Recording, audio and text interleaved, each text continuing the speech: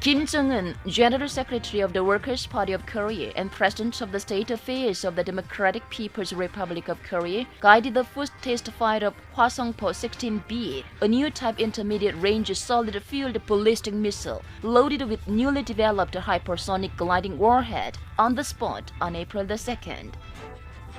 Accompanying him was Kim Jong-sik, Vice Department Director of the Central Committee of the Workers' Party of Korea.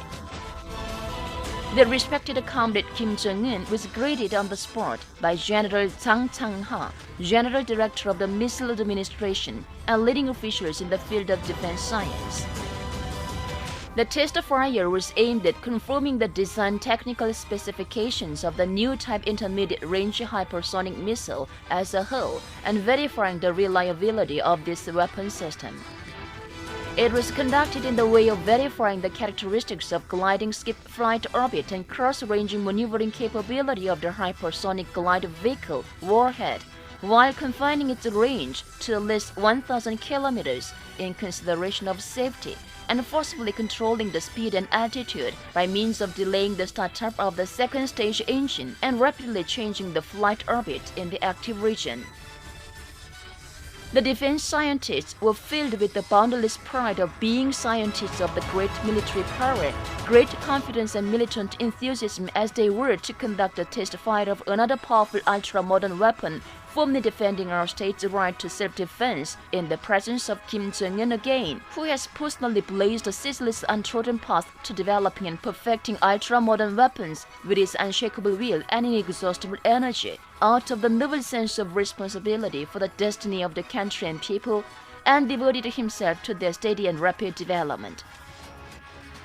Kim Jong-un went to the launching position and looked around the new type intermediate-range solid-fueled ballistic missile Hwasong-16B, loaded with a hypersonic glide warhead to learn about the weapon system in detail.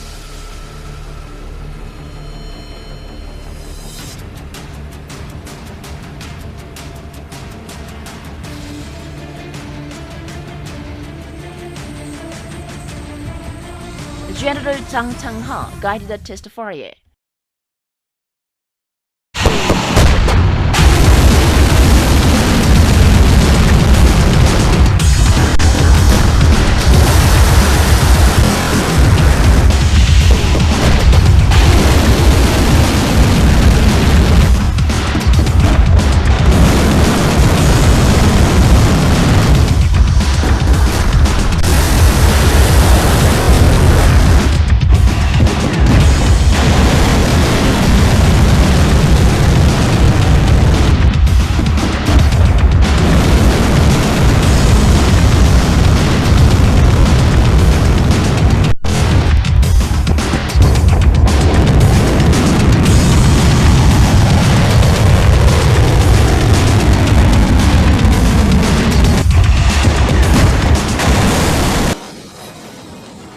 When a command was given, the high-tech missile was launched, fully demonstrating the military muscle of the Republic.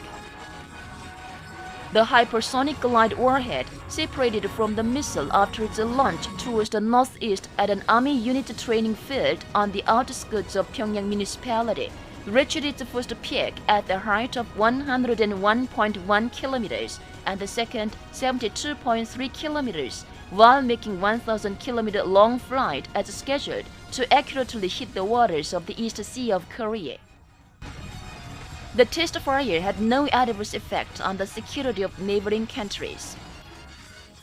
The characteristics of the prompt and excellent maneuverability of the newly developed hypersonic glide warhead were clearly proved through the test fire, and the important military strategic value of the new type intermediate-range hypersonic missile was significantly appreciated through the verification under the most extreme test conditions.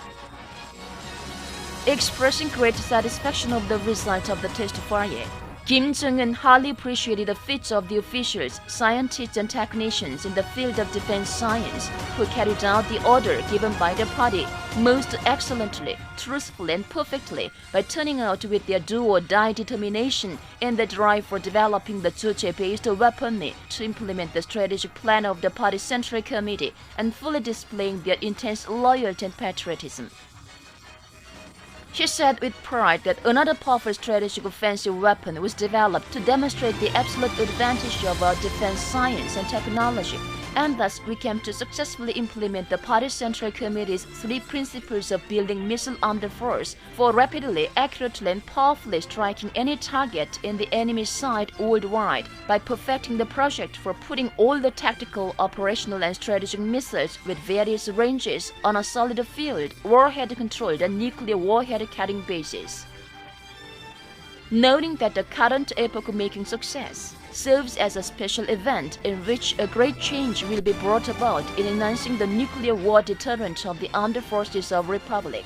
He stressed that it is a precious outcome of the arduous struggle by our defense science institutes spanning nearly 10 years, the demonstration of the validity of the Workers' Party of Korea's line of building the military capability for self-defense, and a worthwhile victory won by our ability, wisdom, and efforts. Gravely referring to the military confrontational acts against the DPRK by the enemies who have recently run higher fever in boosting their military alliance and staging all sorts of war drills, and thus threaten the security of our state every moment. He said it is the most urgent task at present for our state to develop the overwhelming power capable of containing and controlling the enemies, and that our defense science sector should continuously bring bigger successes, remaining more faithful to its historic duty to steadily improve the strongest national defense capacity. He affirmed that the Workers' Party of Korea will reliably defend the peace, prosperity, and future of the country by steadily, rapidly, and more thoroughly bolstering up the military capability for self-defense.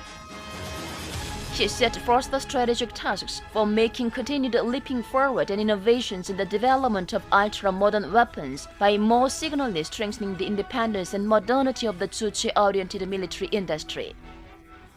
Inspired by his deep trust and militant encouragement, all the defense scientists hardened the firm determination to devote themselves with redoubled courage to the sacred struggle for further boosting the arsenal of the Juche revolution through to the leadership of the Party Central Committee, and thus bolster up the matchless national defense capability with serial successes in developing ultra-modern strategic and tactical weapon systems.